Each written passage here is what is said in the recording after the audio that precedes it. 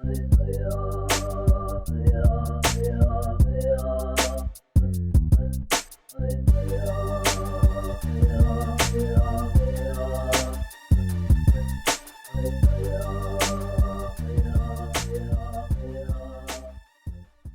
and welcome back to the Red Zone Warriors Fantasy Football Show. I am Rob, the Commish Smith, here as always with my co-host and sadly this week's high scorer in our own Red Zone Warriors Fantasy Football League, Jay Cushman Corso. How's it going today, buddy? You're goddamn right I'm the high scorer. Don't you fucking forget it, bitch. And we are both 1-0. That's what I'm talking about. Representing. All right, don't forget to tweet us all your fantasy football questions at Red Zone Warriors. We've got a lot of sit-start type questions, who to play, who to pick up, waiver wire stuff, all that. So feel free to shoot us a question at any time.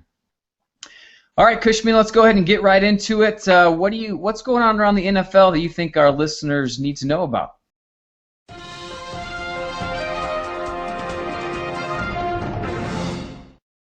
Josh Gordon. Did I say Josh Gordon? I hope I said Josh Gordon.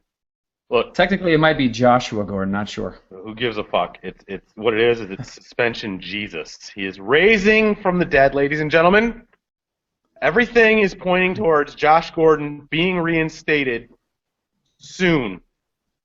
So, if you do not have him, acquire him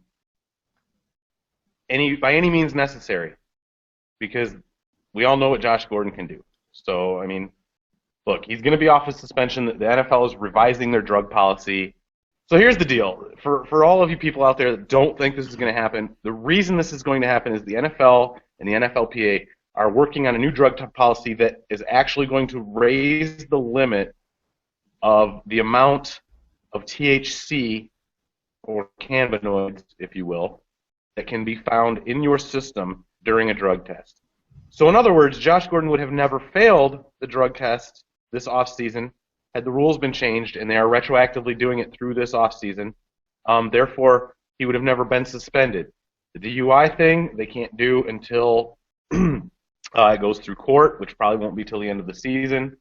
So go after Josh Gordon, people. It's well worth it. I picked him up on the waivers in one of the leagues I'm in that he wasn't already taken. I know the commish has him in our league. Woohoo! And we both have him in a high-stakes league in the FPC. So you fuckers that are in our division in the FPC, get ready to get fucked. That's all there is to it. Hey, Rob, you got anything you want to add about our happiness and our overjoyment that Josh Gordon's coming back? Yeah, it was always worth a shot. I drafted him in all but one of my leagues. I was able to get him just on the off chance, and that off chance is seemingly looking better and better as the days go on. Should know something in the next couple of days. Absolutely worth a pickup, worth every penny. How much would you be willing to spend on the waiver wire tonight, Cushman, if waivers process tonight and we're still not 100% certain by then that he's going to be back? Well, not being certain he's going to be back, I would probably be somewhat conservative with my waiver wire spending habits on Josh Gordon. I mean, I would definitely, if you think there's guys in your league that are going to go after him, you're obviously going to have to spend for him. So, basing this off of having a $100 free agency waiver wire budget, I would probably be willing to spend $12 or $14 on him, not knowing. If I knew for a fact tonight, if they came out in an hour and said, Josh Gordon's reinstated, I don't care what I had to spend. I'd spend $50.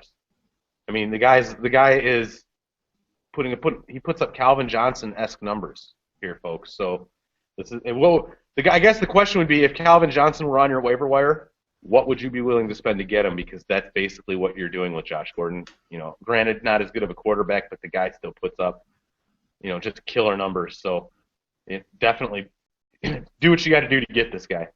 Especially, yeah, I think given the positive nature of the news here, it's all but certain he's going to play for a good chunk of the year, I think, now. I think spending 25% of your budget even tonight if you had to, not knowing 100%, is well worth the risk. That's the thing. You're going to have a big difference in opinions on that, and you might end up spending half your budget and no one else even bid, and that's always bittersweet. But at least you have them on your team at the end of the day. So. Yeah, exactly. Those guys are going to laugh at you when they see you spent, $30, $40 on Josh Gordon if that's what you do. But you'll be able to laugh at them when they're signing the check for your fantasy championship this year. Definitely. So again, Josh Gordon. So moving on, ladies and gentlemen, Ray Rice is gone, indefinitely suspended by the NFL. I'm sure you've all heard this by now. All I can say is good fucking riddance. Adios, punk. For real. We all wanted it to happen. We all wanted him gone for at least, multiple games other than 2. Goodell finally sacked up, did the right thing. Whether or not he ever plays in the NFL again remains to be seen. We will see. I personally, as somebody who's made a lot of mistakes in my life, don't believe the guy should lose his career over this. If he can, get help, prove that he's rehabilitated, prove that he's not, domestically abusing his wife, then by all means he should be allowed to come back to the NFL if he's able. I mean, he is getting up there. So by the time all that goes down, chances are Ray Rice probably will not. We've probably seen the last of Mr. Ray Rice, which at this point I'm happy for. Although, I hate to see somebody lose their whole career over one mistake. Which is what it boils down to is what this was. It was a mistake. He made it. We will see whether he's actually sorry for it or not. But as of right now, goodbye, Mr. Ray Rice. Moving on, Mathis has tore his Achilles. He's out for the season. I mean, that's a huge blow for the Colts defense. This guy was already suspended for 4 games. I don't remember what for. Now the Colts defense doesn't get this guy back for the whole season. That's pretty bad. Not as bad as the Texans defense is probably feeling about right now. The number 1 overall pick, Jadeveon Clowney, is gone 4 to 6 weeks. Rob, do you know exactly what the injury there was? Yeah, he tore his meniscus. That's what I thought. I didn't want to say it without knowing, but yeah, his meniscus is torn. So, I mean, everybody was kind of excited to watch that combo, him and J.J. Watt on the corners rushing the passer. It was going to be fun to watch. So we're going to have to wait a few weeks for that to happen. Clowney, best of luck. Heal fast, bro. We want you back. We like some guys like you in the NFL.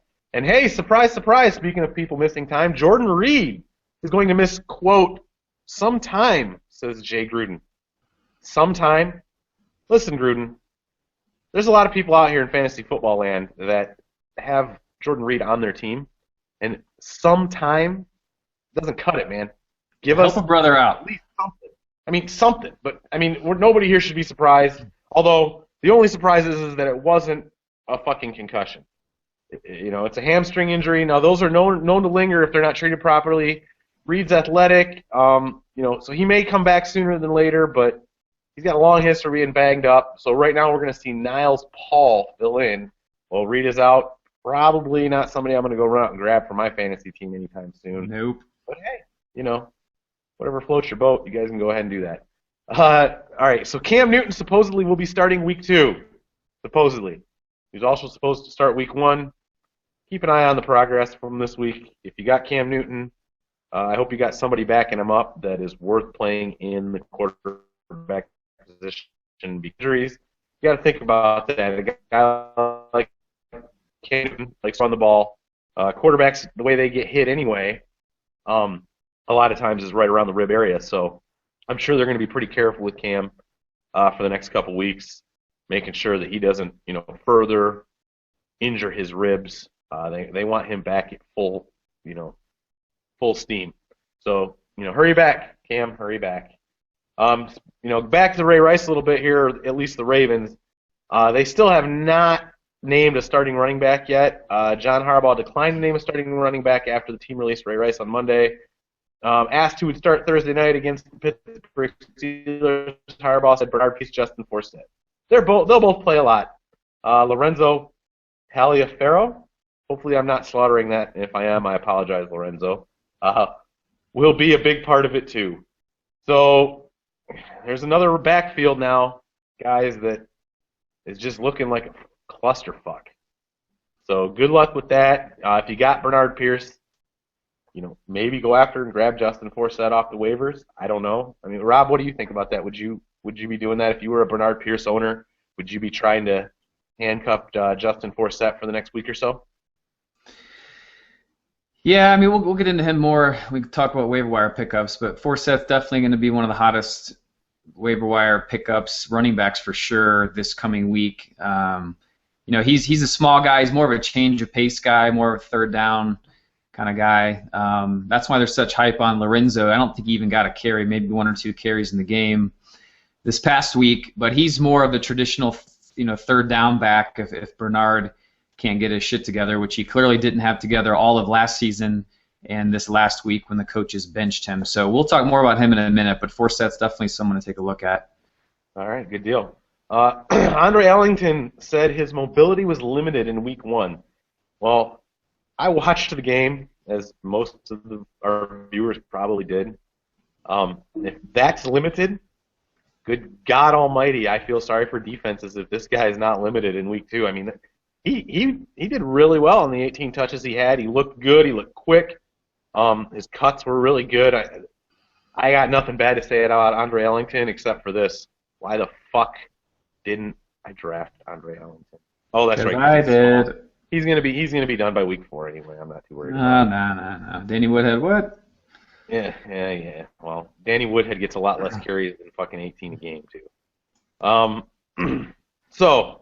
Also, there's been no update as of yet on Ben Tate or Doug Martin, although I did see a tweet from Ben Tate saying that he was okay, it was nothing serious, but again, that's coming direct from Ben Tate's mouth.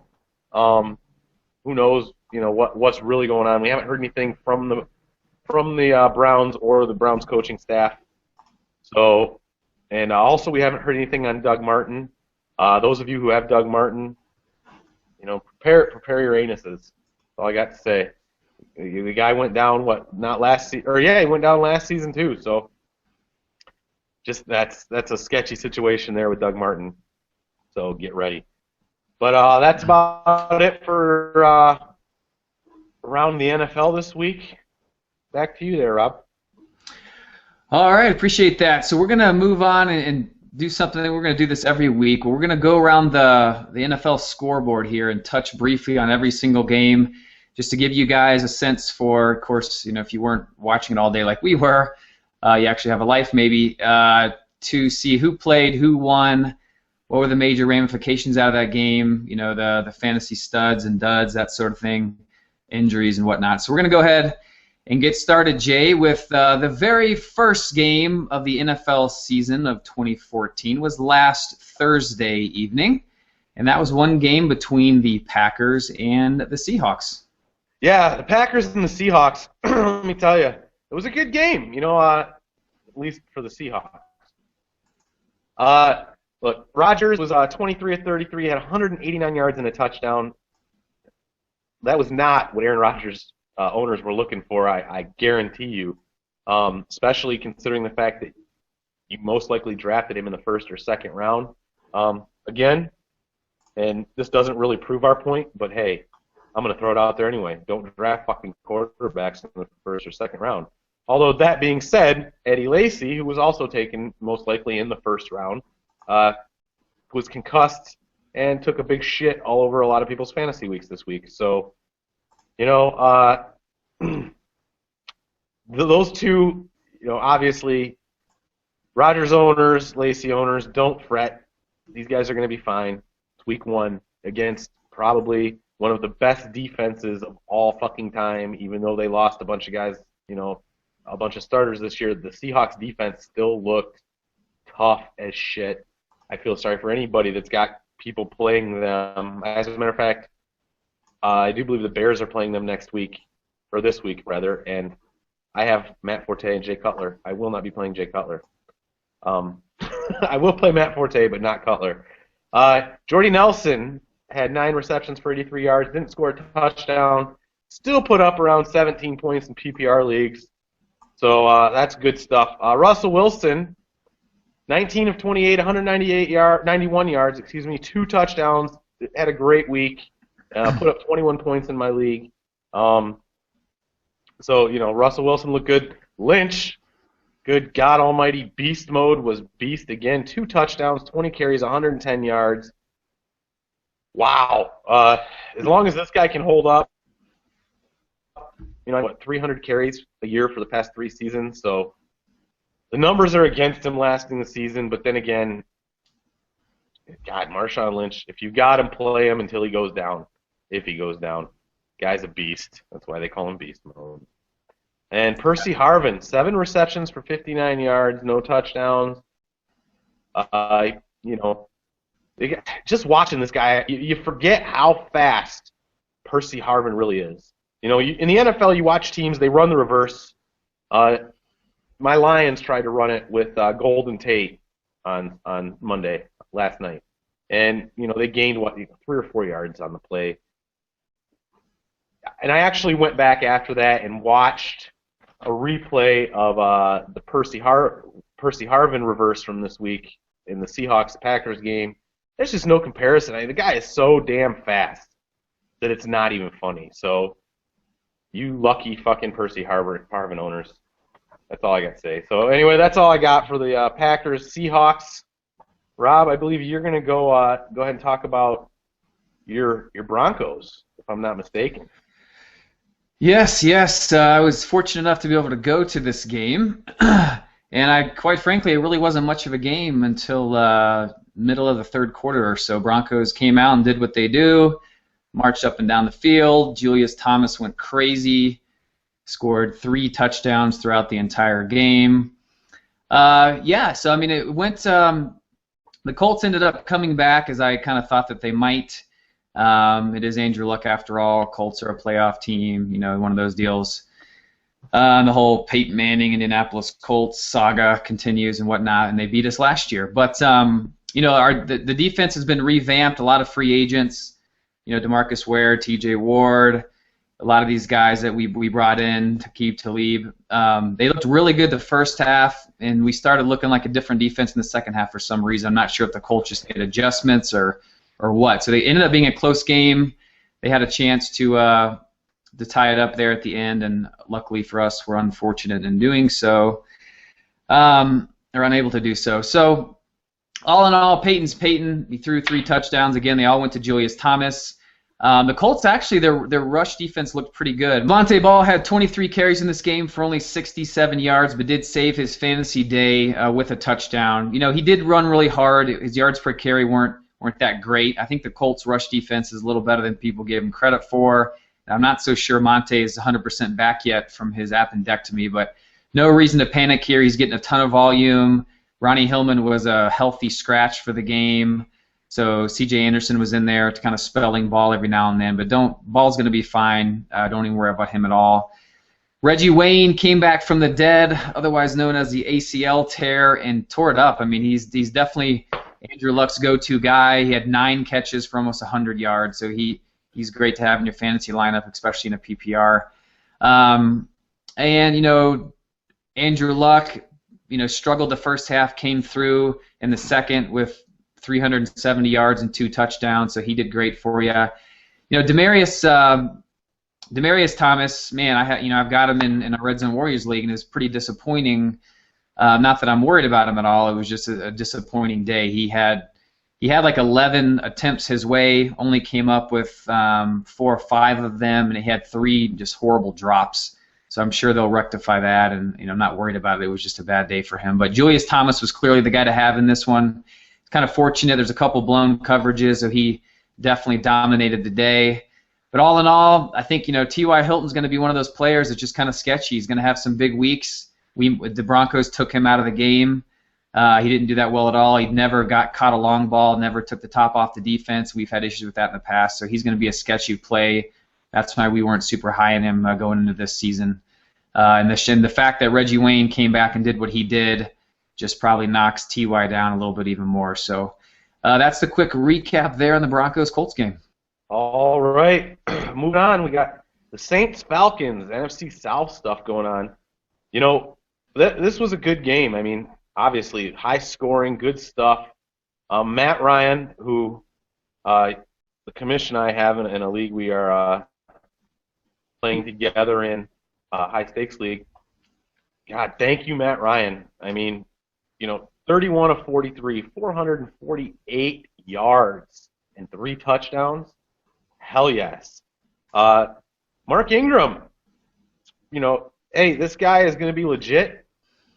Darren Sproles is gone. It's basically Ingram and Pierre Thomas in the backfield, with Pierre catching the passes out of the backfield and Ingram running the crap out of the ball. He had 13 carries for 60 yards and 2 touchdowns. So, not a lot of yardage for him, but he's going to be the guy getting the bulk of the goal line carries, and he's going to have some touchdowns this year. So keep an eye on Ingram if he's on your waiver by any chance.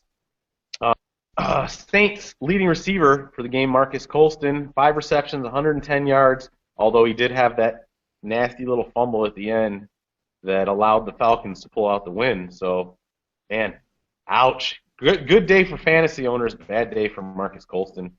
Drew Brees did a typical Drew Brees thing, not 448 yards and 3 touchdowns that Matt Ryan pulled out, but 29 of 42, 333 yards and a touchdown. Not too bad. Now, the Falcons' running game, I was a bit disappointed here because Devonta Freeman did not play as much as I'd hoped. Steven Jackson, 12 carries, 52 yards, no touchdowns. Wasn't really much to say in terms of fantasy points for the Falcons' running game on Sunday.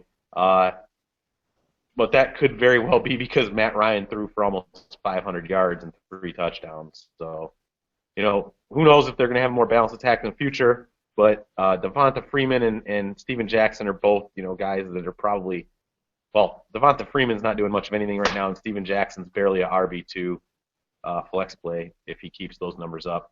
Julio Jones, 7 receptions, 116 yards, no touchdowns. Roddy White did catch one of Matt Ryan's touchdowns, at least one. Was it only one, Rob? Yep, just one. Yeah, okay. Yeah, it was just the one. But both the wide receivers there had great days, so you can't complain about that. And that's it for the old Saints and Falcons game. Yeah, I'd be remiss if we don't mention Brandon Cooks here. He actually outperformed Colston from a fantasy perspective. He had 7 catches, 1 touchdown, 18 rushing yards, and 77 receiving yards. So the guy just killed it. I didn't have the kahunas to start him in his rookie debut, which was clearly a mistake. But he's a guy, if he happens to be on waivers, he's probably not, but it's worth looking for if he is. He's going to be working out of the slot, and when you have Colston and Jimmy Graham there, he's going to get mostly single coverage. He's definitely worth picking up, and clearly at least starting as a flex play the way he in the PPR league. So, all right, so we're going to move on to the Vikings and the Rams game. This was an interesting one. The Vikings ended up crushing the Rams 34-6. I actually had the Rams defense in one of my leagues here. I thought that was a really good play this week. Not only the Rams supposed to be a good defense, but the Vikings aren't known for their offense per se. However, this week, they did good. I mean, Castle was Matt Castle. He was 17 for 25, 170 yards, a couple touchdowns. And then Mr. Cordell Patterson. Adrian Peterson didn't really have a big day here. I think he only scored like 10 or 11 points in a PPR, no touchdowns, because Patterson did a lot of the work on the ground, actually. He had 3 carries for 102 yards and a touchdown. So he didn't do much in the air, only had 2 or 3 catches for like 30, 40 yards or so. So hopefully that improves. I think that'll just make him more of a consistent scorer because he's not going to be able to run 100 yards on the ground every week. Maybe it's every other week. But Jennings did well. I mean, obviously him and Castle, Greg Jennings have a history there. We saw this last year. Jennings 6 receptions for 58 yards and a touchdown. So he's probably the more consistent receiver there. Patterson's definitely the high end play. high ceiling play, but I think Jennings' floor, might be a little bigger, especially if Castle stays in there. I mean, with Bridgewater, decent quarterback and all that, but Castle clearly likes to go for Greg Jennings in these games. So something to look at there. And from a Rams perspective, man, I mean, there's not much to say here. They had a quarterback injury at the beginning, which was already a backup. Davis came in, played pretty well, 16 for 23, 192 yards, but no scores. Zach Stacy, Benny Cunningham thing is a cluster F. It's the Benny Cunningham deal. We weren't sure what to think about this, if this was a legit threat to Stacy, but clearly it is, because they about split the carries down the middle. Stacy only had 11 carries for 43 yards, so didn't do much with that either. And then, from a receiving perspective, screw Kenny Britt, by the way, just for the record. Screw him. Kenny Britt. Never, ever fucking again. Dead to me. I've given him... Shame on me for giving him the 11th chance. Dude, number 12 is not happening. Dude, seriously, I just got to say something here real quick. Look, I've pulled for this guy for years, okay? I've drafted him late, hoping he'd finally come around and be that late round guy that ends up being like Josh Gordon or some shit, And I'm just gonna say this: if I ever have the opportunity to meet Kenny Britt face to face, I'm just gonna look him dead in the eye and be like, dude, fuck you. That's all I got to say. Yeah, he's done. Being cut. Brian Quick, however. Not that anyone would have picked him up and started him, but he had 7 receptions for 99 yards. It's such a disaster here. We don't know who's going to be quarterbacking there. It's a bad offense. It's just stay away. Stay far, far away. Amen to that. Amen to that. All right, well, moving on here. We'll talk about the Browns and the Steelers. That's a pretty big rivalry, and it was a decent game. Steelers ended up walking away with a 3-point win here.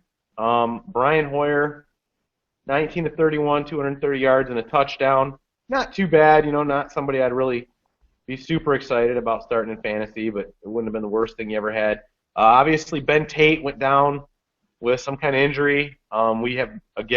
We said this earlier, we have no clue. There's been nothing said as of yet as to the fate of Tate. Tate's fate. Wow, that was pretty good. All right, so Terrence West had 16 carries for 100 yards. Not terrible. If he would have added a touchdown to that, it would have made for a pretty damn good fantasy day. But without the touchdown, the 16 carries for 100 yards is just 10 points. West had a decent day. But if you can get him on the waiver wires, get him. There's also a rookie. His name escapes me because, well, my name is Cushman. Sorry. So, Rob, what was his name? Isaiah Crowell. Ah, yes. Mr. Crowell. He also had a decent day. Not, super fantasy relevant by any means. I'm getting his numbers right now. Yeah, he had some goal. He had 2 touchdowns. He had some goal line touches. That's what I knew. I knew he had some points. It was the 2 touchdowns. He 5 carries for 32 yards. So obviously, Terrence West with the 16 carries is the main guy to have here. But it looks like possibly Crowell may be the guy to have for goal line carries. We're going to have to see how that shakes out. Again, we don't know how bad Ben Tate is injured also, so we'll keep an eye on that and keep you updated on it. You can follow us on Twitter at Red Zone Warriors, and as soon as we see anything about Ben Tate, we will be retweeting it, so be watching for that. Hawkins, 8 receptions, 87 yards, no touchdowns. Again, it's a decent day, even without the touchdowns in PPR leagues. In standard leagues, that's only 8.7 points. So if you're in PPR, not a bad play. If not, man. So moving on to Pittsburgh here, Roethlisberger, really good day. 23 of 34, 365 yards and a touchdown. That's a pretty damn good day. Le'Veon Bell fucking killed it, folks. 21 carries, 109 yards, a touchdown. This guy he had like 31 points in PPR leagues. It was a really good day for him. So he also caught freaking 6 passes for 88 yards. So obviously he's being used in the passing game and not just the running game. And as long as Le'Veon Bell stays healthy, he's going to be a hell of a play for anybody that's got him. And then my guy, my man, Antonio Brown, just absolutely killed it. And along the way, foot planted into the face of Cleveland's punter while trying to hurdle him. That's what kickers deserve. Well, I want to go ahead and say this. I listen to sports radio. Obviously, I'm a sports fan. I was listening to a show, and I'm not going to name the show, but it was a show that's on in the mornings where I'm from, and the guy was just going on and on about how the NFL needs to fine Antonio Brown and make a rule against this because you can't be karate kicking people in the face. All I'm going to say is this, and if he happens to hear this, which is fucking slim to none chance, but you know who you are, shut the fuck up. Anybody that watched that fucking game and sees the replay of that play knows that Antonio Brown was not purposely kicking anybody in the face. He was trying to jump over the guy. The guy tried to tackle him, went low. Face meets foot. Accidents happen. No fine required. He was flagged for it. For God's sake, that's enough. That's it. End of story. But Antonio Brown, 5 receptions, 116 yards, and a touchdown. He killed it, and he will continue to do so. He is the main receiver in Pittsburgh. He's hard to cover. I mean, hell, Joe Hayden was on him and couldn't stop him. So, hey, Antonio Brown, thanks, man. That's all I got for the Pittsburgh-Cleveland game. Rob?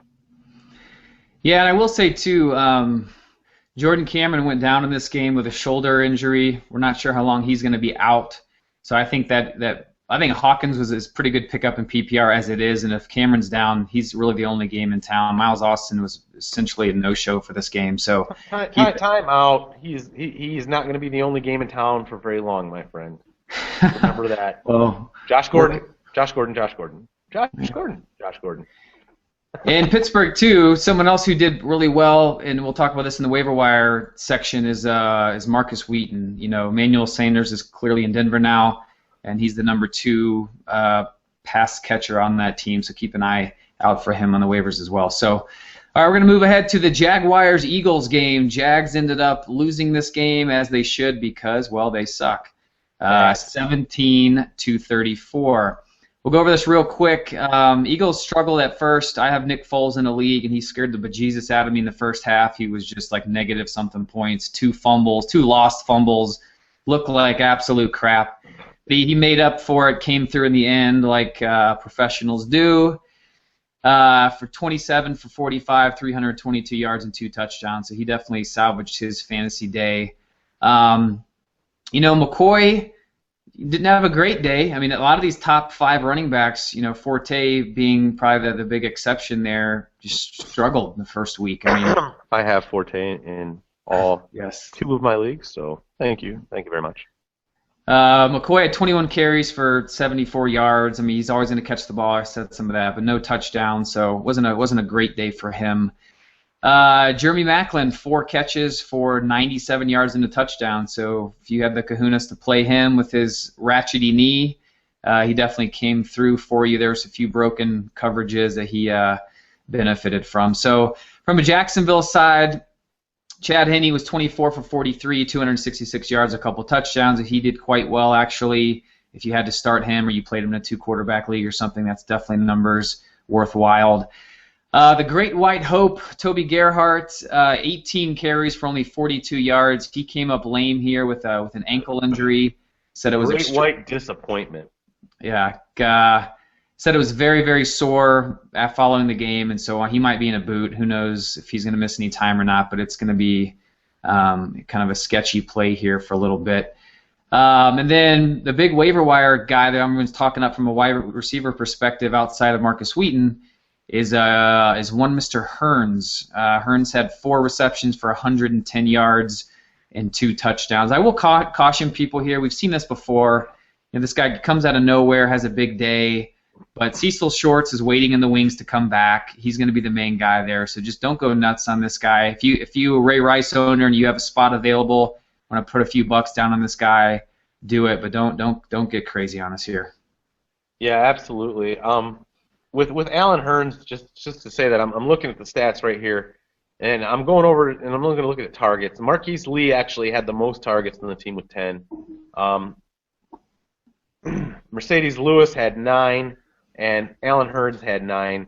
Hearns just happened to make the most out of his 4 receptions. He had 110 yards, obviously. The 2 touchdowns were what made his day.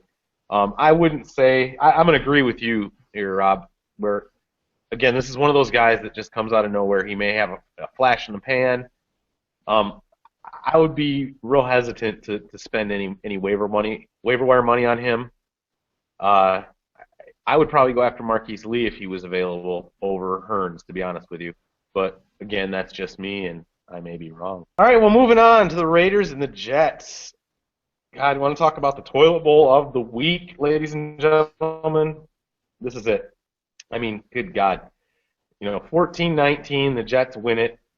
The Raiders suck, the Jets suck. I've said this a million times, all right? Now, the rookie car for the Raiders had a decent day. 20 of 32, 51 yards and 2 touchdowns is not bad. McFadden and MJD both disappointed. These guys, McFadden was 4 carries, 15 yards, no touchdowns, and he was the leading rusher for Oakland. So I'm going to say that again. 4 carries for 15 yards and no touchdowns was the leading rusher for Oakland. Maurice Jones-Drew had 9 carries for 11 yards. Guys, that's 1.2 yards per carry. I mean, good God. I'm hoping to see a little more out of these guys. I mean, they're both talented, but Oakland does suck. So as far as the receiving goes, Rod Streeter led the team with 5 receptions for 46 yards and a touchdown on 7 targets. Now, James Jones only had 3 targets, but he got 3 catches, 34 yards, and a touchdown. So, obviously, he's a little more reliable of a target. Jones-Drew did catch a couple passes. Again, no touchdowns, so nothing much to say there. Now, Chris Ivory and Chris Johnson, the double Chris's in New York, both had decent days here. Chris Johnson had 13 carries for 68 yards. But he also had 5 catches for 23 yards and a touchdown, so good day for him, right around 20 points in PPR leagues. Chris Ivory had 10 carries for 102 yards and a touchdown. So obviously this kind of reminds me, looking at this, reminds me a little bit of what you might be seeing in Buffalo, like Buffalo or Philly. You got a guy that's going to be the main runner and a guy that's catching passes out of the backfield. So if they can both do this on a weekly basis, both these guys are relevant in fantasy. So, Geno Smith, 23 of 28, which is pretty damn good completion percentage. 221 yards and a touchdown. He did have 1 pick, and he was sacked twice. But the stat here I want to emphasize: he was sacked twice for 31 yards. That's what happens with guys like Geno Smith, or Michael Vick, for that matter. The running quarterbacks. A lot of times these guys can get hit and sacked and lose quite a bit of yards. So again, Geno Smith's not somebody I like in fantasy anyway. Eric Decker, 5 catches for 74 yards. Not a terrible day. But overall, again, this was the freaking toilet bowl. Not much going on besides the Jets running game. So that's all I got for the Jets Raiders. Rob? Yeah, and be cautious starting your running backs against the Jets. I mean, they have a legit rush defense, as MJD and McFadden found out. So, start your studs against them, of course, but if you have a sketchy running back or a flex guy, just be cognizant of that. They're no joke. All right, the Bengals and the Ravens. So the Bengals ended up winning this game 23-16. Just some of the highlights here. Cincinnati side, the Red Rocket Andy Dalton was 25 for 38 for 301 yards and a touchdown. So he did quite well for his fantasy owners there. I mean, you want to see more than one touchdown, but still he put up some decent yards there. Gio Bernard had 14 carries for 48 yards, just rushing wise. And I don't have the receiving stats in front of me, but I believe he caught 4 or 5 balls as well. And the biggest thing to take away here is Jeremy Hill was barely in the game whatsoever. There's been some reports that came out today saying that his role will increase, and we would all assume that. But people were kind of thinking there'd be at least a 60-40 split even going into game 1 with Giovanni or the law firm being cut. But that clearly did not happen. Bernard dominated the touches and time of possession there for Cincinnati. Yeah, I actually have those stats up here. I got it. Bernard had 14 carries to Hill's 4. And Bernard also did have 6 catches for 62 yards. So, yeah, great day. Yeah, I have him in PPR league as a keeper of mine. I think he scored like 17-something points in a PPR, so he definitely came through. A.J. Green was, A.J. Green. I mean, he had 6 catches for 131 yards and a ridiculous touchdown, made the DB or safety, whoever it was, just look like a child out there. It was really quite funny. But he did his thing. He came through for everybody. On the Baltimore side of the ball, Joe Flacco, he literally had he had 62 attempts. I mean, just an almost record amount of throws. It was ridiculous how many times he threw the ball. He was 35 out of those 62 for 345 yards and a touchdown. So, given all the yards and the touchdown, did pretty well for you. It was just a ridiculous amount of throws. I can't expect to see that moving forward. I really doubt they want that. But when they were having issues on the ground with Pierce fumbling going out, and you had Forsett came in at 11 carries for 70 yards and a touchdown. So Forsett actually did do well. We talked about this before. He's not a big guy at all. He's more of a kind of a third down scat back. But he's obviously one of the higher waiver wire picks. And then part of those yards that Mr. Flacco put down was because of Steve Smith Sr. had 7 catches for 118 yards and a touchdown, and a lot of that came from one play. It was like a 70-yard, 80-yard ridiculous play. So that accounted for 85% of his yards, and that was his touchdown. So had that not occurred, which it probably will never happen again, so I would just be a little cautious about freaking out about his stat line and going after him on the waiver wire. I mean, he was the go-to guy for Flacco. He did have 7 catches, so he might be able to come through for you in a PPR flex position sort of thing, but don't think he's going to get 118 yards and a touchdown every week. Yeah, absolutely. The other guy to talk about in that passing game, obviously, is Dennis Pitta. Both these guys had 15 targets. Pitta caught 10 of them for 83 yards. That's a hell of a day right there in and of itself. So, obviously, the 2 guys to own in the passing game in Baltimore are Steve Smith and Dennis Pitta. All right, moving on, we're going to go talk about the Bears and the Bills. And this actually was one of my favorite games of the week, and I'm gonna tell you why. The Bears lost. And as a Lions fan, and the Bears being the team I hate most in the NFC North, nothing made me happier than to see them lose to the Bills at home. God, who saw that coming? Nobody. That's who. Nobody saw it coming, but I was dancing like a motherfucker, baby. I'll tell you that right now. The other reason that this was one of my favorite games of the week is, as we mentioned earlier, I am a Matt Forte owner. And my friend Matt Forte had 17 carries for 82 yards. He also led Chicago in receiving with 8 catches for 87 yards. So the guy didn't even score a touchdown, but he just leads the team in rushing and receiving. So, hey, thank you, Matt Forte. Thank you so much. Jay Cutler also had a good day, 34 of 49 for 349 yards. 2 touchdowns, but also 2 interceptions. Jay Cutler, please, as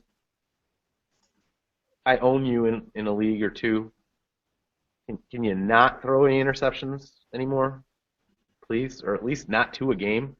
Anyway, Brandon Marshall, 8 catches, 71 yards, and a touchdown. Had a great day. Alshon Jeffrey did go out of the game with, I believe, is it a knee injury, Rob? No, it was a hammy. Oh, hammy. Okay. So we'll see. We'll keep an eye on him, see when he comes back. He had 5 catches for 71 yards. He's going to still be a beast as long as he's healthy. Martellus Bennett, 8 catches for 70 yards and a touchdown. Pretty good shit. On the other side of the ball here, we got E.J. Manuel, 16 of 22 for 173 yards, touchdown and an interception. Altogether, not a great day. Fred Jackson, 7 carries for 61 yards. He almost had a touchdown. Thank God he didn't, as he was against us in our high-stakes league, and we ended up winning that even though Kenny Britt scored 0 points because Fred Jackson did not get that touchdown. C.J. Spiller actually led the team in carries with 15 carries, but he was only able to turn that into 53 yards. That's a measly 3.5 yards a carry. Not great, not great. So that's, obviously a little bit of a backfield you kind of want to stay away from. Just not very consistent. As far as receptions went, Robert Woods at 4 for 78. Williams, 2 for 36. Sammy Watkins, only 3 for 31 yards. Just the Buffalo, I don't know. What are your thoughts on Buffalo, Rob, as far as fantasy guys being concerned? I think the steadiest guy to have there is Fred Jackson. Yeah, right there, that's okay. That's all I needed to hear.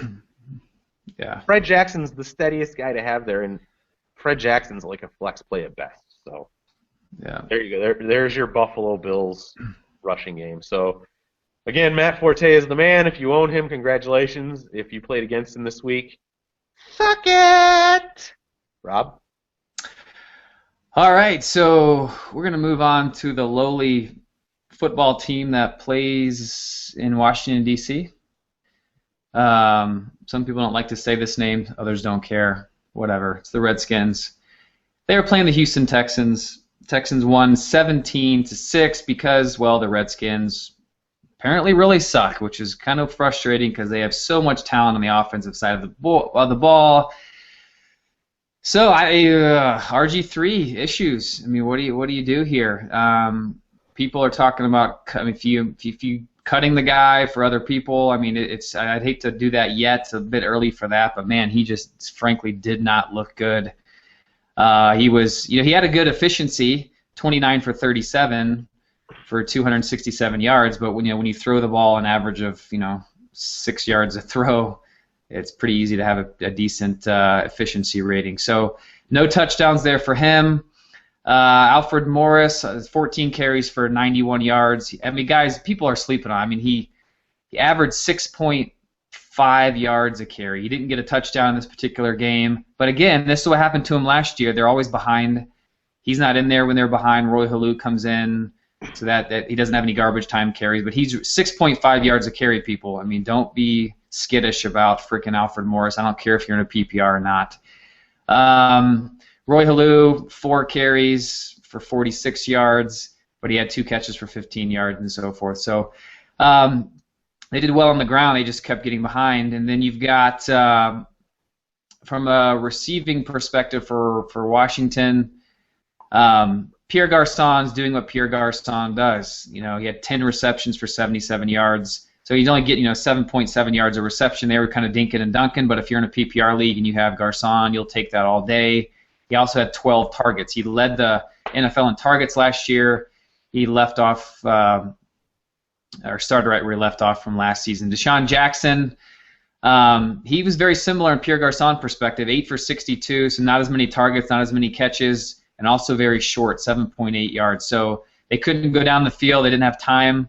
The offensive line wasn't giving him enough time, and that's what Jackson's there for, and he ended up being more like a slot receiver than anything else. So as far as Houston goes, you got Ryan Fitzpatrick was 14 for 22 for a couple hundred yards and a score. Arian Foster got the volume that we thought he would. He got 27 carries for 103 yards. That's only an average of 3.8. Not great, but because of his volume, you'll take it, but he didn't score. and he only had 2 catches for 17 yards. So he didn't kill you in fantasy, but he, again, one of those running backs, top 2-round guys who just really didn't do what you kind of hoped they would do. But he did get the volume and he didn't get hurt, so you're pretty happy, I guess, if you're an Arian Foster owner. Outside of that, Andre Johnson, 6 catches for 93 yards, no touchdowns because he frankly doesn't score touchdowns for whatever reason. But his average was 15.5, so they were throwing the ball down the field. He had 9 targets. Hopkins had 5 targets, 4 catches for 89 yards. So just kind of a blasé game. Wasn't thrilling, wasn't fun to watch. Redskins looked horrible. So from a fantasy perspective, we're hoping they can turn this around. Yeah, I for one I have RG3 in the Red Zone Warriors League along with Jay Cutler, and I mean, man, I'm glad I didn't play RG3 this week. Let's just say that. So we're gonna move on to the Tennessee-Kansas City game, where obviously the Titans pulled this one out, and the big story out of this game, at least in fantasy-wise, was Jamal Charles, or the lack thereof. The guy had 7 carries for 19 yards. Listen, Alex Smith outrushed Jamal Charles. Yes, you heard me right. Alex Smith outrushed Jamal Charles. 6 carries for 36 yards. And Jamal had 4 catches for 15 yards. Andy Reid, pull your head out of your ass and use the best offensive weapon you have. Use him a lot, often, all the fucking time, you moron. Alex Smith, sorry, I got to stop with that rant. I'll just keep going. That fucking kills me.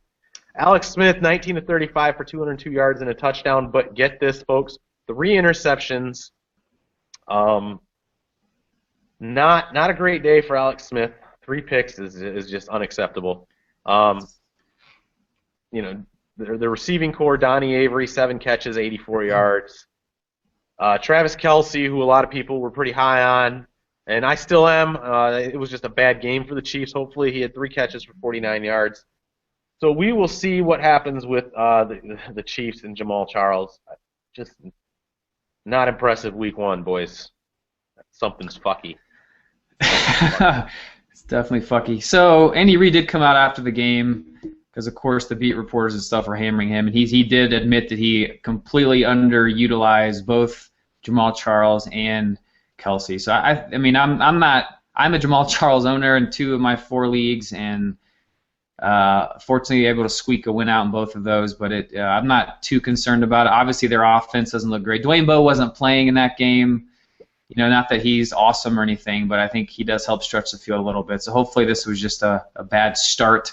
Although they get my Broncos this coming week, who has a revamped defense, so we'll see how they do. We do need to touch on some stuff here. All right, so Jake Locker, not a bad day. 22 of 33, 266 yards, a couple touchdowns. Not a world beater, but okay. Sean Green had the bulk of the carries here, which hurt as a Bishop Sankey gambler. 15 carries, 71 yards. Not great, but, it is what it is. Bishop Sankey had 6 carries for 25 yards. McCluster actually had 9 for 29. So Sean Green, at this point, looks like the guy that's going to get the bulk of the carries for Tennessee. As far as receiving goes, Justin Hunter, 3 catches, 63 yards. Nate Washington, 4 catches for 59 yards. But the man of the hour, Kendall Wright, 6 catches for 46 yards and a touchdown. Also, Delaney Walker, 3 catches, 37 yards and a touchdown. Those 2 guys were the ones with the touchdowns. Kendall Wright was on my bench. 16 points in PPR leagues. Luckily, I did not need him this week. So Patriots, Dolphins, another kind of surprise win of the week. Maybe it shouldn't be a surprise. Maybe we need to change our mentality around when we think of the New England Patriots. But they got beat 20-33. Tom Brady was 29 for 56 for 249 yards in the score. Vereen, 7 carries for 36 yards and a touchdown. Yes, he had a rushing touchdown, people. Woo! I have Shade Vereen. Did not see that coming. Let's see, he also had 5 catches for 35 yards, which is the main reason that you have Shane Vereen on your PPR team on 8 targets. So Edelman, again, the little bastard, he just gets it done. 6 catches for 95 yards. So he not to mention 2 carries for 21 yards. I know, he's a little beast. Fucking Edelman, man.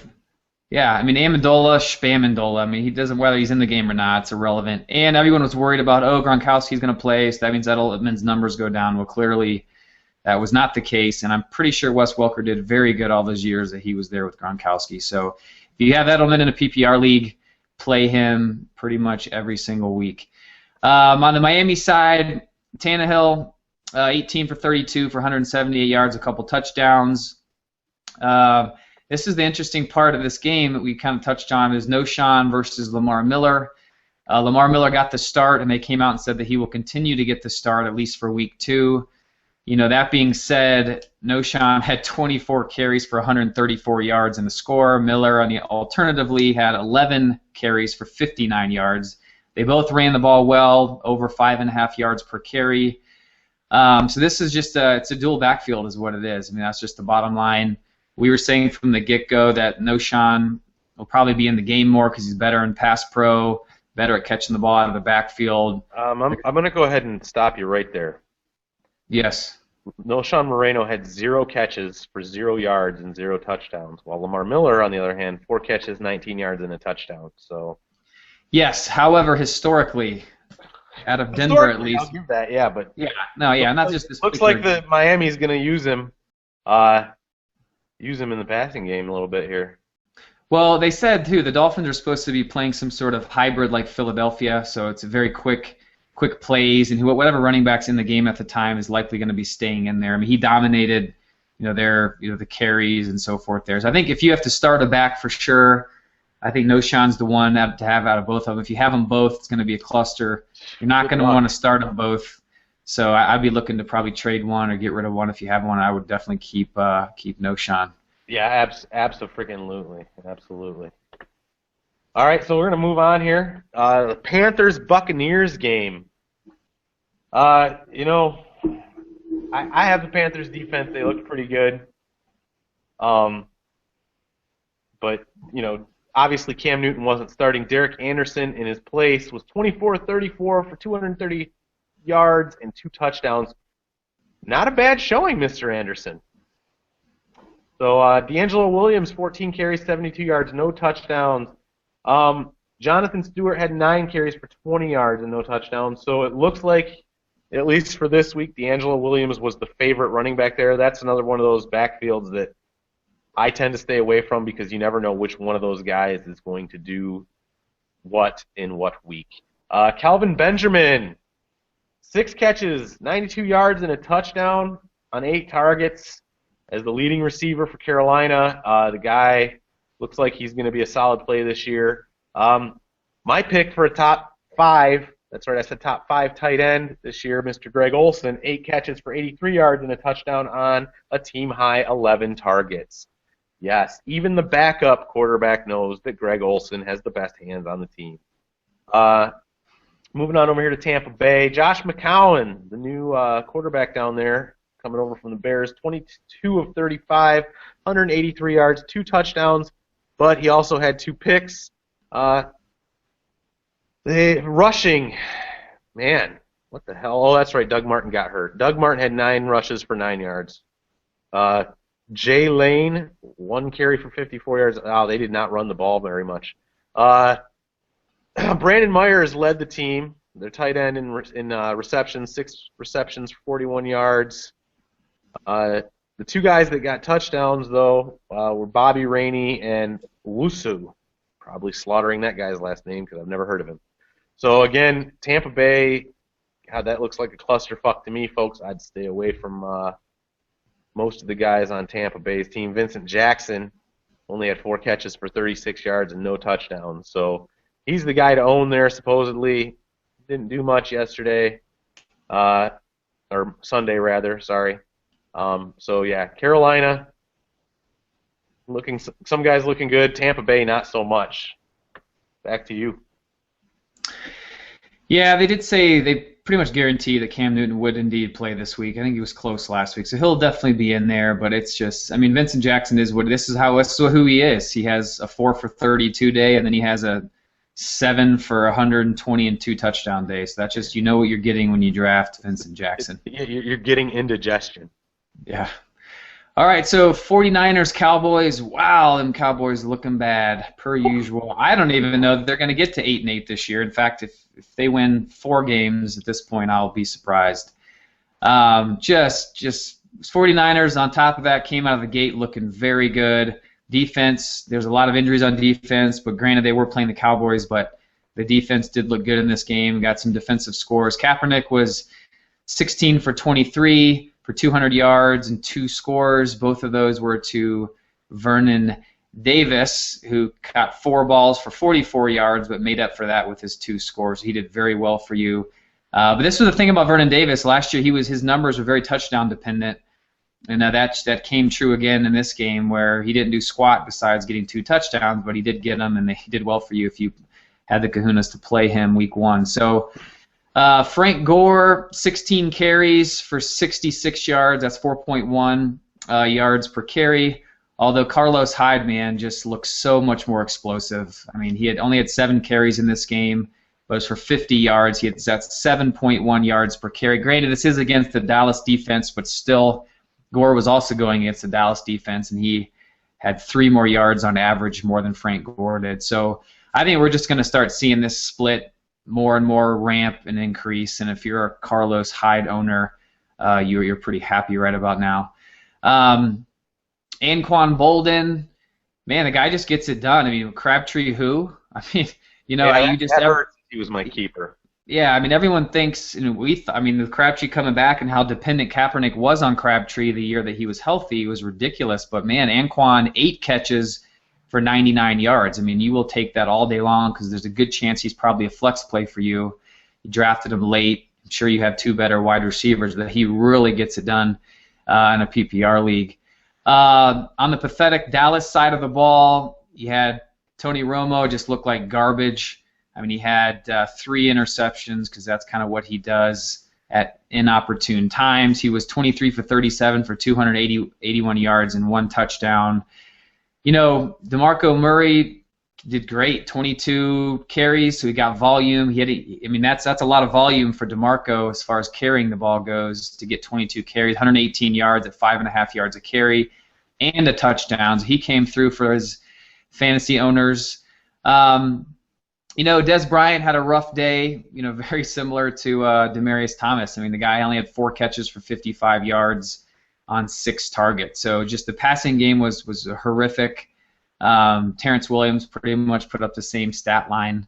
They had a little slot guy, Beasley, there, similar 4 catches for 42 yards. So the scary thing actually for Dez, I don't know if you guys saw the game, but he went up for a ball that was underthrown and got just wiped out, just got absolutely crushed from the safety from behind. I thought he broke his back, and Dez already has back issues. I literally thought he was done for his career after seeing that hit, but kudos to him. He was able to pop up and play. So don't freak out about that. I think it'll turn around. This was a really bad game out of the gate for these guys playing away against a good defense in San Francisco. So it's fun to make fun of and all, but I think all the fantasy guys there will still be fine as we move forward. Yeah, as a Des Bryant owner, I hope so, because 9 points in a PPR league is not what I was looking for at Des Bryant at all. So Moving on here, we're going to move on to the nearest and dearest game of the week to my heart, where my Lions fucking just kick the shit out of the New York Giants, which isn't surprising because the Giants are going to suck this year, although they do have a good defense, so I was happy to see a 35-14 outcome. In this game, we'll start off with the Giants. Eli Manning is typical Eli Manning, 18 to 33, 163 yards, a touchdown, and 2 interceptions. Hey, look at that. Eli Manning's throwing interceptions. Say it's not so. What happened to this guy? I mean, really. Guy goes from winning 2 Super Bowls to not being able to freaking barely even call himself an NFL-worthy quarterback. Now, on the other side here, Rashad Jennings did exactly as predicted. and got most of the carries, 16, 46, and a touchdown. So, but also 4 catches for 50 yards out of the backfield. He had a pretty good day all in all, Rashad Jennings did. Victor Cruz was shut down, 2 catches for 24 yards on 6 targets. The guy couldn't hold on to the ball. So the leading receiver for the Giants was L. Donnell, whoever the hell he is. 5 catches, 56 yards, and a touchdown. So the Giants obviously aren't that impressive. Their defense looked okay, but as far as their offense goes, I'd stay far away from them. Now moving on over here to the Lions, we have Matthew Stafford, 22 of 32, 346 yards, 2 touchdowns, and he was only sacked 1 time, no interceptions. Joique Bell got the bulk of the carries, as I said he would, 15 carries for 51 yards and a touchdown. Reggie Bush had 9 carries for 15 yards, which was only 1.7 yards per carry, by the way. Golden Tate had a carry. Theo Riddick had 1. As far as receiving, obviously everybody knows who the main guy here is, Calvin Johnson. 7 catches, 164 yards, and 2 touchdowns. He had that first touchdown. I couldn't believe how wide open Calvin Johnson was. Neither could he. If you watch the replay of this, he catches the ball and literally looks behind him, and he's like, where the hell is everybody? I'm usually triple teamed. Nobody was within 15 yards of Calvin Johnson. It was beautiful. Golden Tate did his thing, man. 6 catches, 93 yards. Not a bad day. Reggie Bush had 6 catches for 49 yards. As I said, he's going to be the receiving back there. Joique Bell only had 1 catch for 5 yards. Eric Ebron did not have any catches. And the other 2 tight ends there, Foria and Pettigrew, each had 1. And the Lions' defense looked pretty damn good too. So again, that was against the Giants' offense. So you really can't say too much there. But that's it, man. Go Lions. Back to you, Rob. All right, we'll finish it up with the last game of Week 1, which was San Diego Chargers versus the Arizona Cardinals. The Cardinals eked this one out. Yes, I said eked, 18-17. It was a nail-biter there towards the end. We'll start on the Chargers side. Phillip Rivers was 21 for 36 for 238 yards and a score. Ryan Matthews, 12 carries, 40 yards, only 3.3 yards a carry, though he did salvage his day with a touchdown there. Woodhead had a bad night for him. 6 carries for 5 yards. That's typically not why you have him on your team, because you would only really roster him on a PPR. But that being said, he only had 1 catch for 6 yards. So luckily, I did not start him this week because he did not come through for his fantasy owners. Let's see. We had Antonio Gates, man, just came back from the dead. Literally, I thought he was actually dead. He's so old. All this talk about Ladarius Green, who only had 2 catches for 24 yards, versus Gates. 6 catches on 10 targets for 81 yards, averaged 13.5 yards a target. So he did pretty well. For those of you who actually started him, which was probably few and far between, and if you started Green, you got burned. So that's just take note there. If they're going to keep going and feeding Antonio the way they look to do in Week 1, then Ladarius is somebody you definitely cannot start and feel confident in at this point in time, clearly. On the Cardinals side of the ball, you have Carson Palmer, who did well for his fantasy owners, 24 for 37, 304 yards, and 2 touchdowns. So he definitely came through. I know a lot of people started him in the daily leagues because of his value there, and he did really well. Andre Ellington, again, who we talked about, who was, we thought he was active for the game, which was a little bit surprising. And then, we didn't know how much playing time he would get, but he actually came through. He had 13 carries for 53 yards, and then he had 5 catches on top of that for 27 yards. So there was no touchdowns there, but he came through for anyone who had the kahunas to start him, giving his injury issue concern going into that game. So he looked really, really good too, man. He looked. Yeah, he good. did. He did. They did just read just recently that it's just pretty standard. He's having a foot issue. They decided he did not need surgery, at least for now.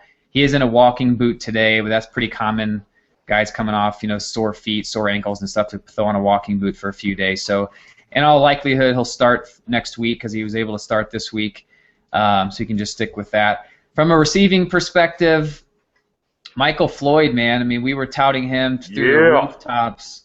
If you were listening to us here in this offseason, hopefully you drafted him, as I did in many of my leagues. He had 5 catches for 119 yards, so he averaged 23.8 on 7 targets. He was the most targeted pass catcher on that team that Larry Fitzgerald also resides on. Larry didn't even get a target until the 3rd quarter. He did have a goal line target, but that was overthrown, so he only had 1 catch for 22 yards on 4 targets. So, you can't do anything with Larry if you own him. I mean, his numbers will go up from this, but you can't sell him coming off a game like this. So you're just going to have to be patient. I mean, Floyd was definitely the better value and probably going to ultimately put up the best numbers in Arizona. From a pass catcher perspective.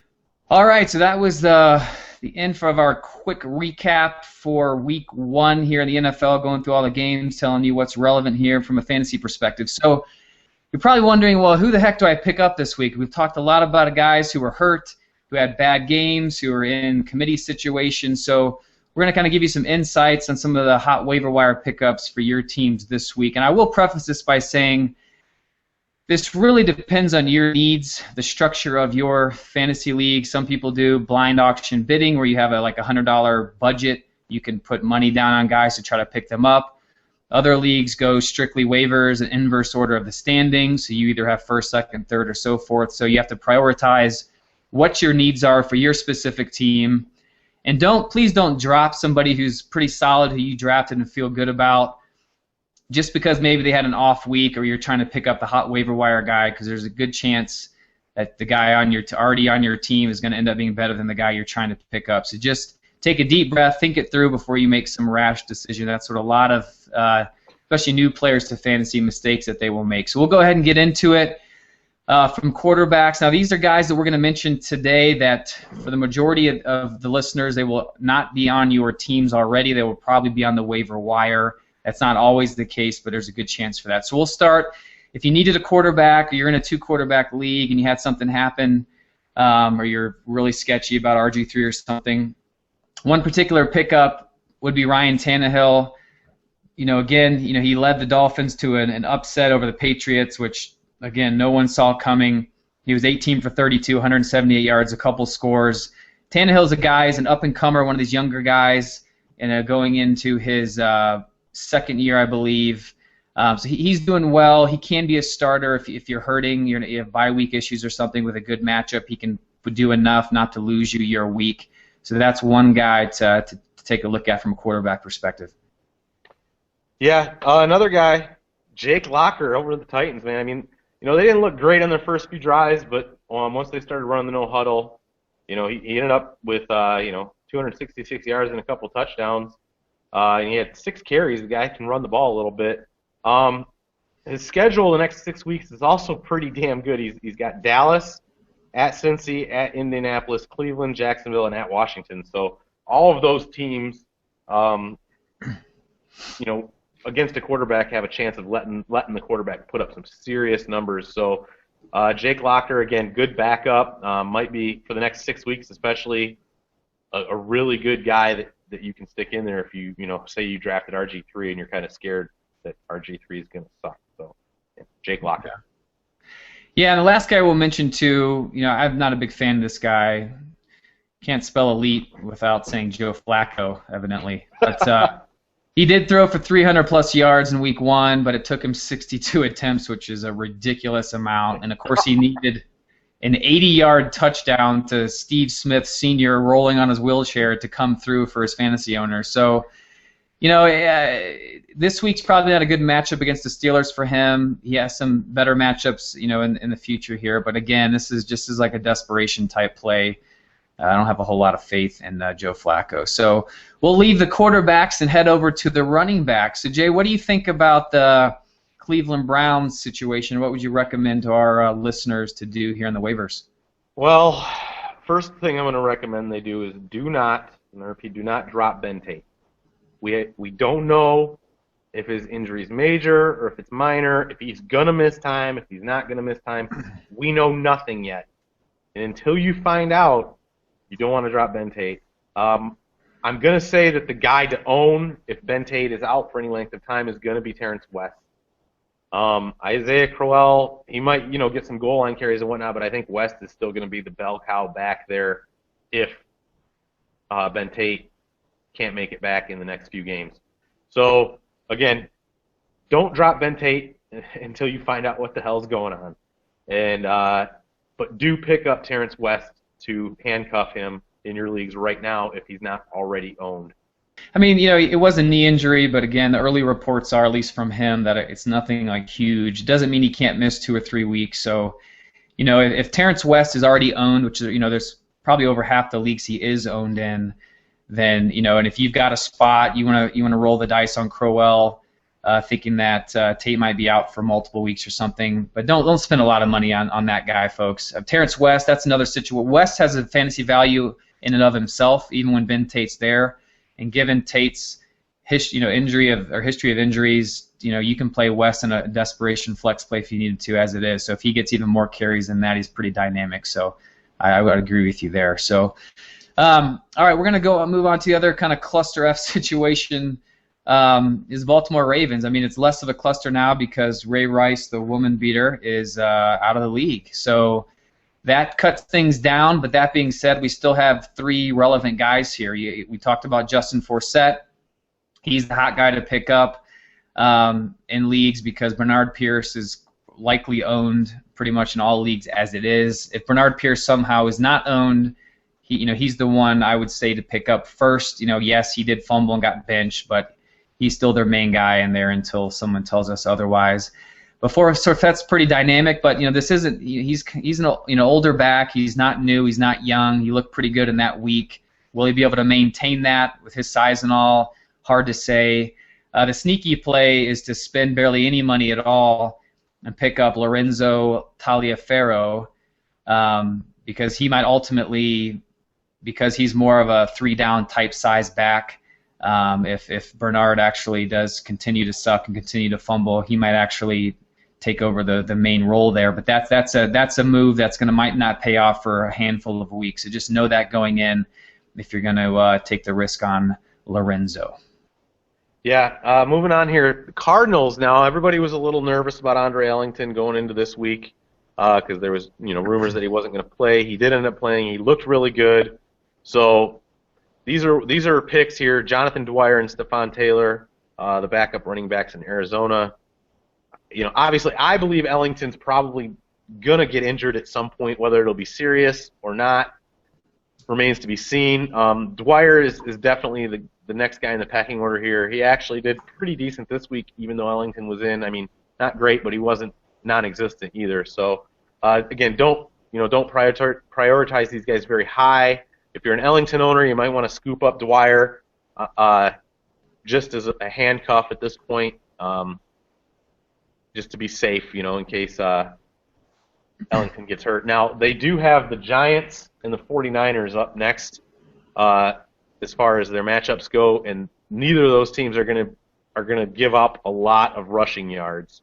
So beware on all of the Cardinals running backs for probably the next 2 weeks a little bit, except Ellington. Yeah, I mean, and you're right. I mean, to only really pick up Dwyer if you're an Ellington owner. Dwyer in and of himself, he's not very good. He's a less than 3 yards per carry sort of guy. Even if Ellington is down, Dwyer's going to plod along, get maybe 10 carries.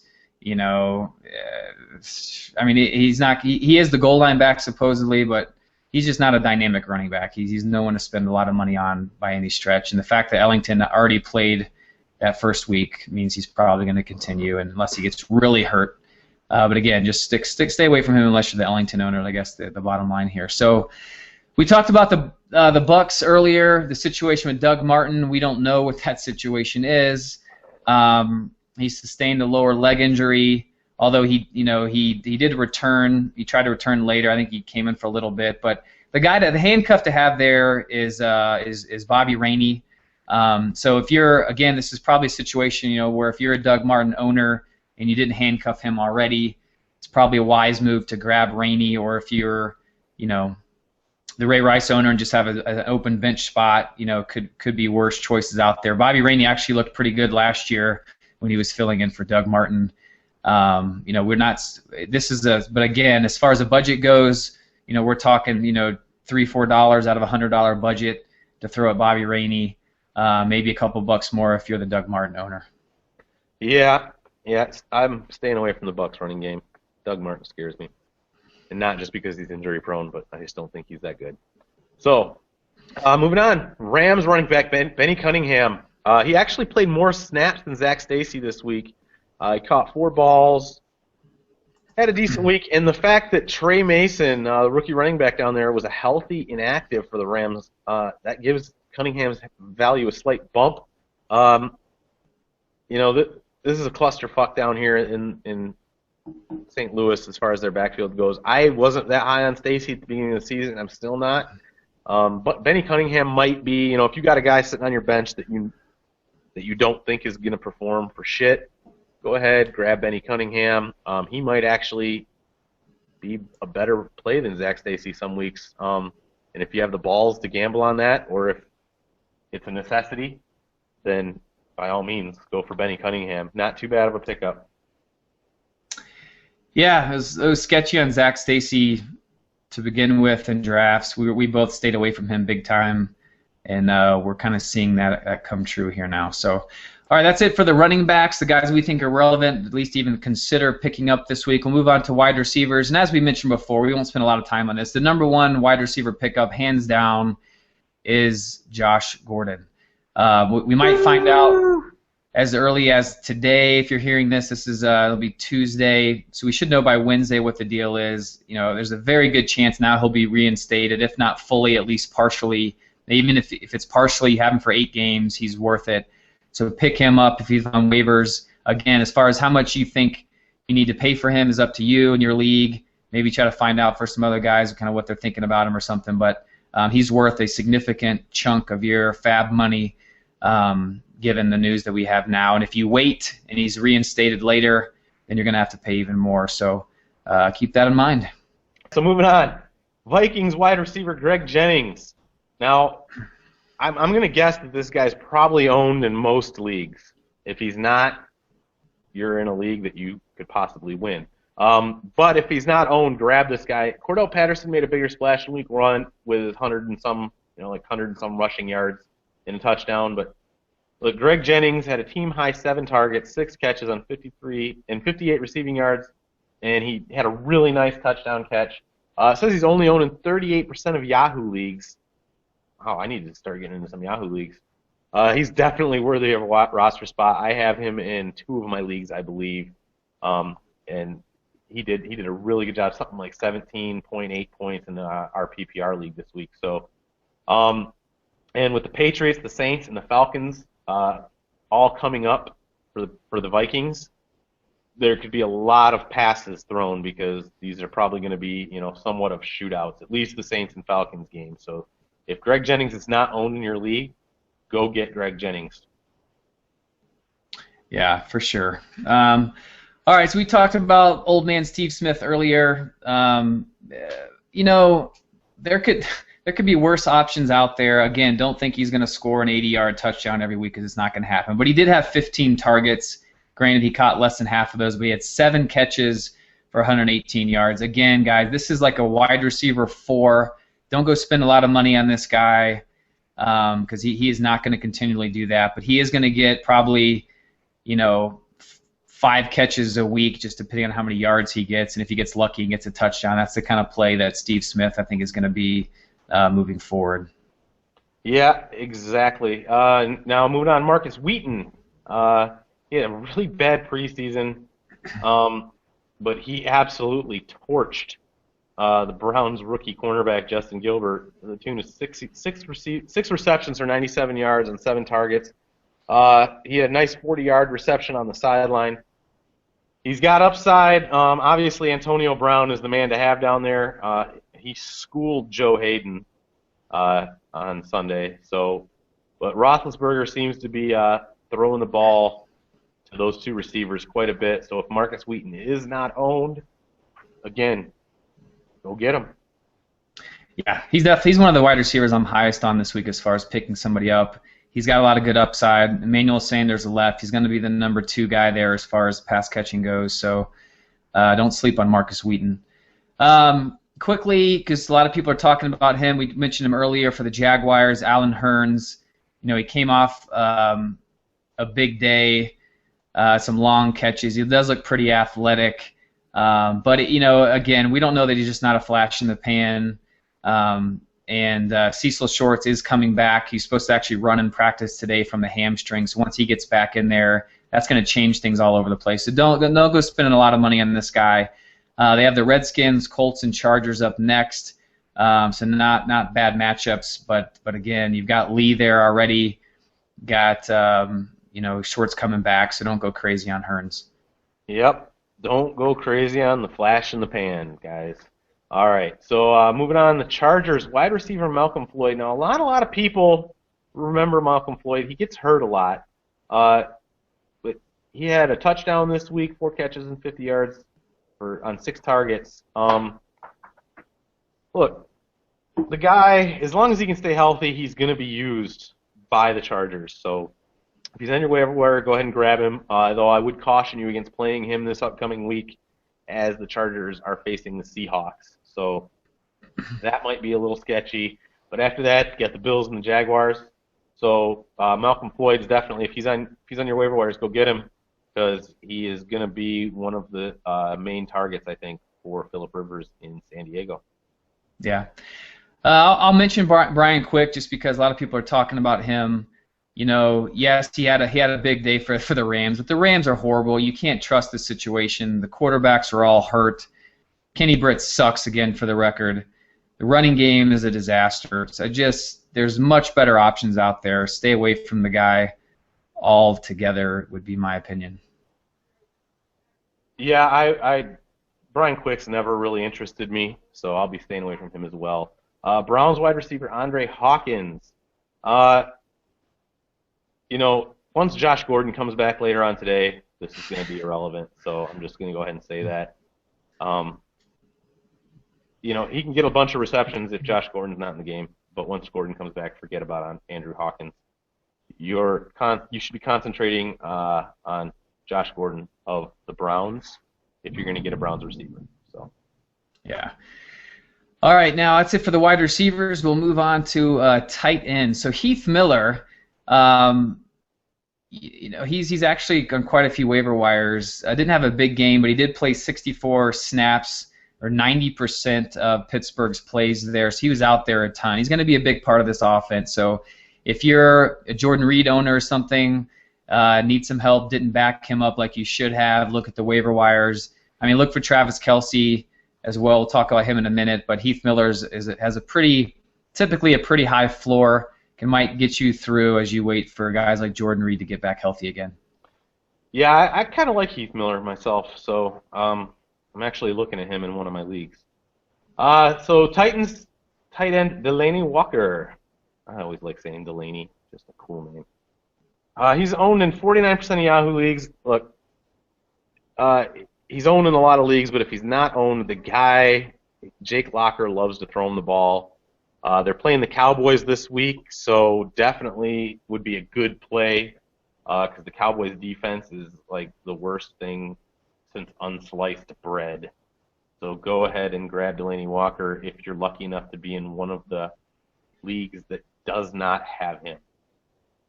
Yeah. And last but certainly not least, we mentioned him before, Travis Kelce. He's actually unowned in over 60% of Yahoo leagues again. He looked great in the preseason, didn't have a big game week 1. But they just had a horrific offensive day across the board there in Kansas City. So I wouldn't read too much into that. Andy Reid did say after week 1 that he did underutilize both Kelce and Jamal Charles. So I expect him. Dwayne Bowe will actually be back again this week. He just got reinstated today. But I think Kelce's a pretty solid guy to have on your roster. So go ahead and pick him up. So, all right, so that's it for the waiver wire pickups, kind of hitting all on the main guys you guys need to know about. And we're going to go ahead and move on to cover some Reddit questions. So, Jay, what do you have for us?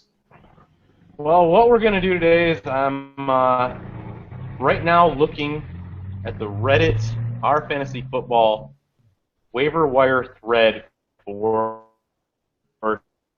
today, 9/2014. We're going to go ahead. We're going to start with user FelonSoccer14. He wants to know if he should start Chris Ivory, Zach Stacy, Noshan, or Forsett this week. So this isn't even a waiver wire question. This is actually a who do I start. I'm going to go ahead and just answer that. You're going to start Noshan Moreno. Yeah, Rob, you think that's right? Yeah, I don't have all the matchups in front of me, but just hearing the names alone, I would definitely lead that with Noshan. Okay, so moving on to the next question. User depolarizability, I guess. His current running backs in one league are Sean Green, Shane Vereen, Lamar Miller, Ray Rice. He's obviously dropping Ray Rice for Terrence West. He has the second waiver wire, so he should get him. He noticed Mark Ingram is a free agent. Is it worth dropping Green, Miller, or maybe Kenny Stills for him? His other receivers are Julio, Larry Fitz, Demarius, and Malcolm Floyd. I'm going to let you go ahead and cover that one. So he's asking if he should drop Ingram, or pick up Ingram by dropping either Green, Miller, or Kenny Stills. Which one of those guys would you drop for Mark Ingram? Yeah, I would. I mean, Kenny Stills has been injured. He's had, I believe it's a quad injury that he hurt, or some lower leg injury that he hurt way before practice or preseason even started. Then he got hurt a couple more times throughout. So he may or may not even be back this week. So I would feel very comfortable dropping Kenny Stills at this point. If he ends up blowing up later on down the road, you can try to pick him back up. But for now, we don't even know that he's playing. He's not going to be on anyone else's radar. And Mark Ingram clearly is, so I would drop him in a heartbeat for Mark Ingram. Yeah, I absolutely agree with that. That's Kenny Stills would be gone. Mark Ingram would be on my bench. All right, so next question is from Rage Wrangler. Thoughts on dropping either Brian Hartline or Doug Baldwin for Brian Quick? This is a 16-team PPR in ESPN. His other wide receivers are Antonio Brown, Wes Welker, and Dwayne Bowe. So again, Brian Hartline or Doug Baldwin for Brian Quick. Honestly, I wouldn't drop either of those guys for Brian Quick. Brian Hartline, believe it or not, has not had a year with under 1,000 receiving yards in the past 3 seasons. And Doug Baldwin, well, he didn't show up much this week. As soon as Percy Harvin gets hurt, and Percy Harvin owners, don't kid yourself, it's not if, it's when. Doug Baldwin's going to get a lot of targets in Seattle. So I would actually hold on. Brian Quick, he's one of those guys that he might do good for you one week and then not do good for you for 6 more weeks. You'll never know when to play him. So I wouldn't drop either of those guys for that guy. Rob?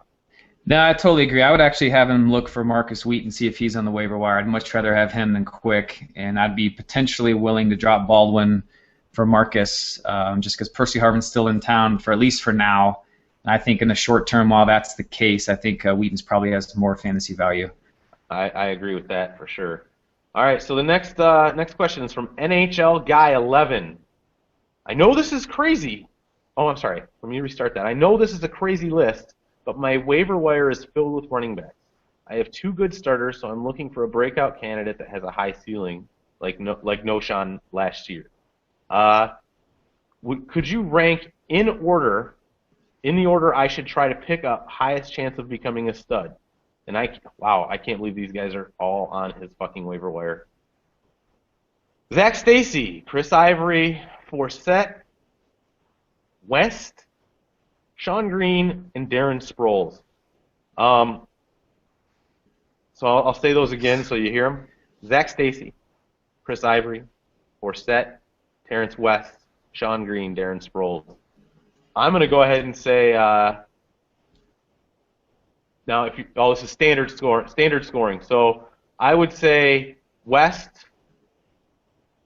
Ivory, Forsett, sorry, Stacy, Green, Sproles.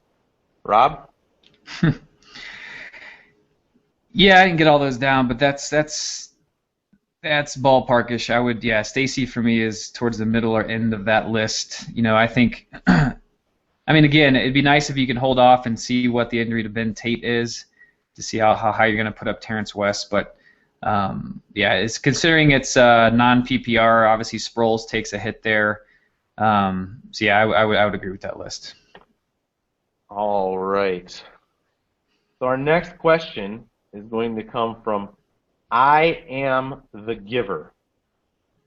Ooh. His question, yeah, well, giver of what, I guess would be my question. All right, so standard 10-team PPR. Stafford, Alex Smith, Forte, Ellington, Rashad Jennings, here. He's giving us his roster. So he's got Stafford and Alex Smith, Forte, Ellington, Rashad Jennings, Pierre Thomas, Jeremy Hill, A.J. Green, Alshon Jeffrey, Torrey Smith, Edelman, Julius Thomas, and Kyle Rudolph. And, Jeez. yeah, no shit.